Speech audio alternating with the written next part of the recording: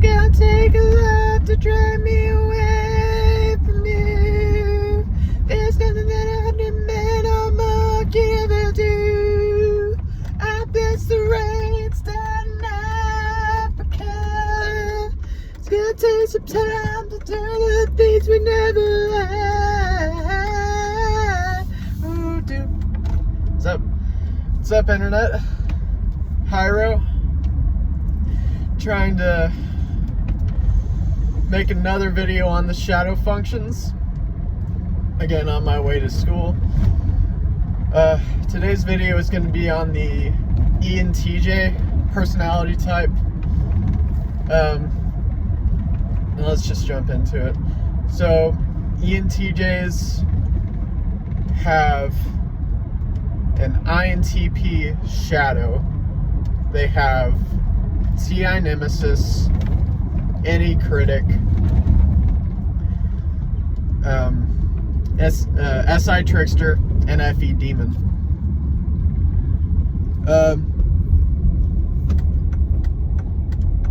ENTJs are probably one of the most misunderstood types, especially ENTJ women.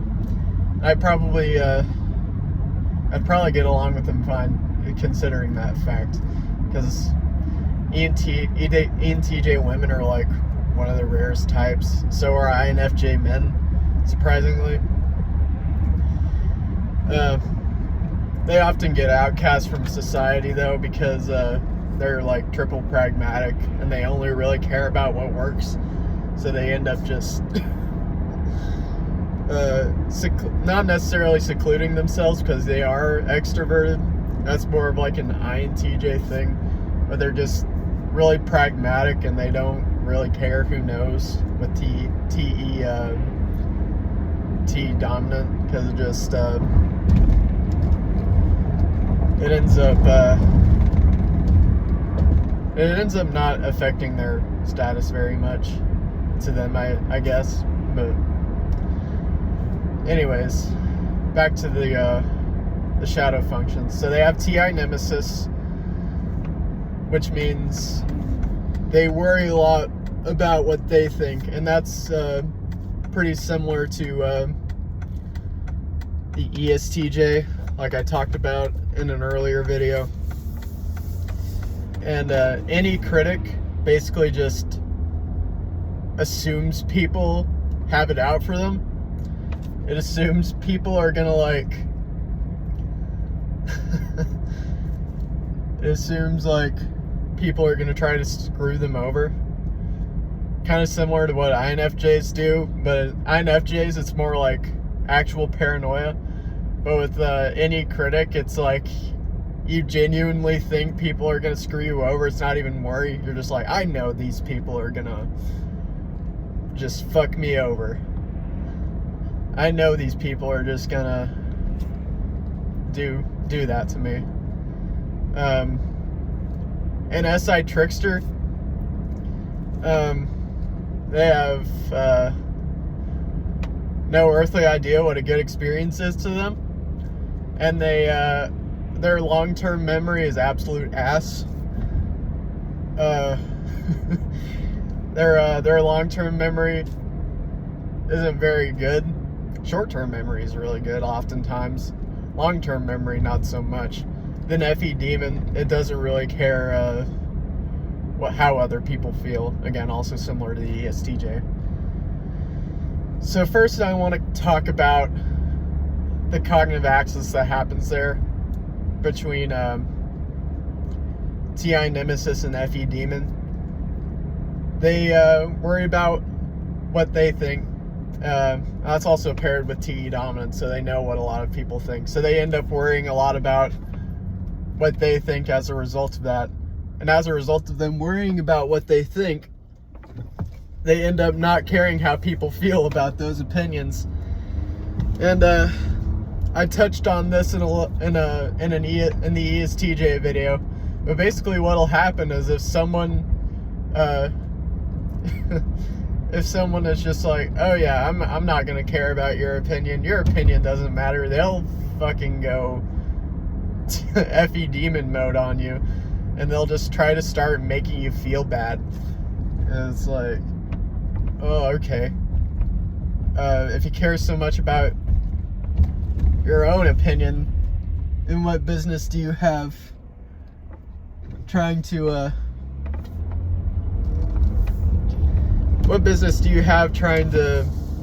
enforce it on people without caring how they feel about it?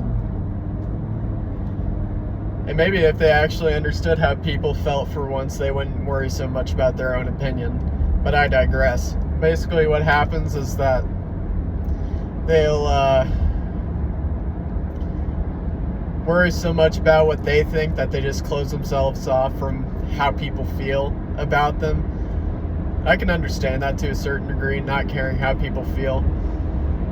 But with the ENTJs especially, they take it to a new level because they're also pragmatic, so they're more apt to get up in your face about it. With the ESTJ, they have an ISFP shadow. Wait, not ISTP shadow, which is pragmatic in nature. But problem with that, or I guess the problem with the ENTJ is that they're triple pragmatic. So they're more apt to just get all in your face about it, about how you feel, and get all up in your face about, I don't give a shit how you feel. I'm gonna care about my opinion. I don't give a shit how you feel. I can respect that to a certain degree, but it can get kind of dangerous. Because what ends up happening as a result of FE Demon is people don't care how you think. And it's like, well, since you don't care how people feel, and you just want people, since you worry so much about your own opinion, yet you don't care about how people feel. It's kind of creates a little bit of hypocrisy. The next axis I want to talk about is the axis with any critic and SI trickster.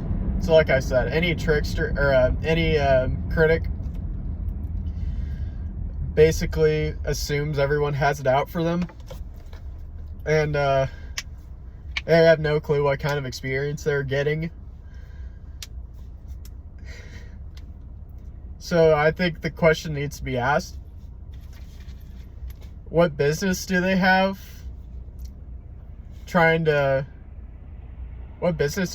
thinking that everyone has it out for them when they don't even have the SI to properly predict their actions in the first place, and just assuming that everyone is going to try and screw them over? What business do they have doing that? But it ends up making them I wouldn't say it's paranoia, but it kind of makes them come off paranoid. They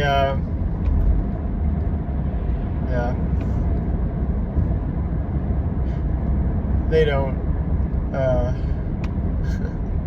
if they ended up actually, like, well, another thing that any critic does is criticize what people want from them, but they have no clue what experience they actually, what a good experience is to them.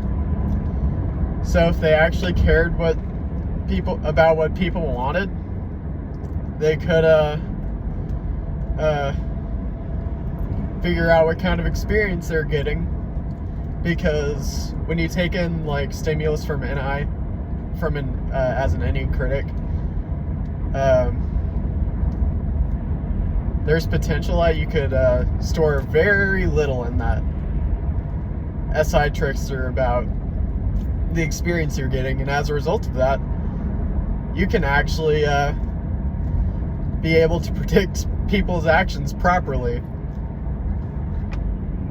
So it's kind of interesting how that works. So another thing I want to talk about today is cognitive looping with the ENTJ. So what'll happen is they'll loop TE and SE, and if they're chaotically stuck in their subconscious, they're going to be looping NI and FI, which is kind of interesting to watch. And not a lot of people talk about the possibility of that actually being the case. But what a TE-SE loop looks like is they just end up ignoring what they want as a person. They end up ignoring what they want, and they'll just end up working to give people this like really, really good experience, and try and care a lot about other people's opinions, and try and care about their status, and trying to give people a good experience so that they get good status. And it's like, dude, if you actually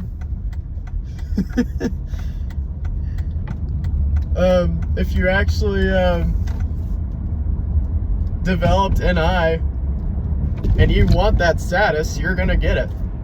Like, giving people a good experience doesn't always mean you're gonna get good status in the sense of the TE-SE loop. But what happens as a result of TE-SE looping, TI Nemesis and SI Trickster, something interesting kind of happens. It ends up making them kind of look like a dunce. I talked about it a little bit in the ESTJ video, but it makes them come off stupid. And it's like, oh, well, okay.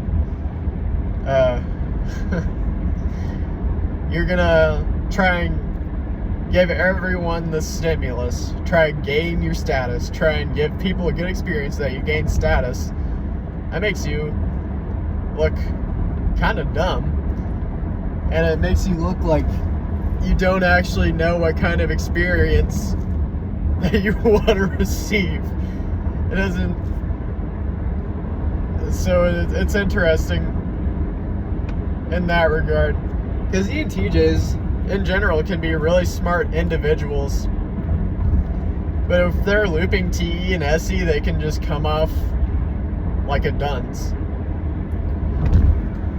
And that's really too bad, because they worry a lot about their own intelligence, and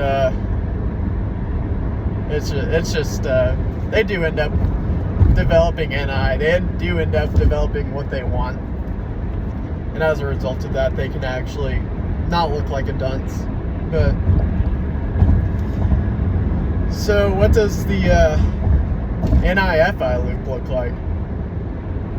Okay, so basically what'll happen is something like this will happen. They'll be in their ISFP subconscious more than likely, and they'll be like, I care a lot about what I want. I care mostly about what I want, and I care only about my emotional comfort, and I'm not going to care about your emotional comfort. And it's like, oh, okay, dude. And then as a result of that, they end up criticizing everyone on what they want, and just getting up in people's faces about how they feel. It's like, because they care so much about that want and that emotion, that feeling, that they end up just stomping. Like I said, I mean, the extroverts kind of stomp on people in general when they're in that state of mind, but especially ENTJs, because FE Demon kind of comes off sadistic to a lot of people. So if they're in that like NI-FI state of mind, they can come off really sadistic, which is it's dangerous. So they'll just care so much about what they want and how they feel that they'll end up not caring what other people want and how other people feel. It's like, it also creates a little bit of hypocrisy. But who am I to judge? I mean, INFJs are probably one of the most are fueled by the most hypocrisy. But I digress. The ENTJ is a very interesting type to observe, because of those reasons. The reason why they come off kind of sadistic with FE Demon, and the reason why they just assume everyone has it out for them, and why they're really insecure about how they feel. I think that's where the pessimistic loops come into play. The pessimistic loops come into play when you're really insecure with your inferior function. So you end up chaotically going to your subconscious and end up looping your what it turns into your dominant and your child function in the subconscious. Your pessimistic functions do. So it's kind of interesting how that works. And another thing is that if they're in that loop, they'll not care so much about the experience they're giving other people. And also another thing that I should probably talk about before I pull into school here is that you may notice a theme with the child function and the critic function. So what'll happen is so ENTJs will like not care at all what people want.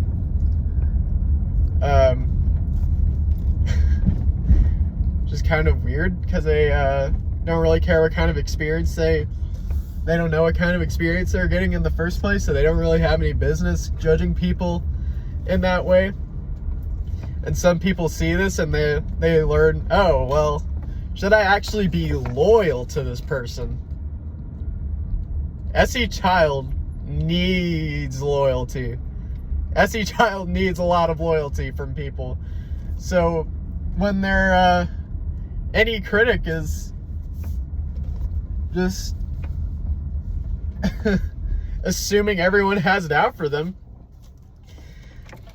it doesn't make people want to be loyal to them.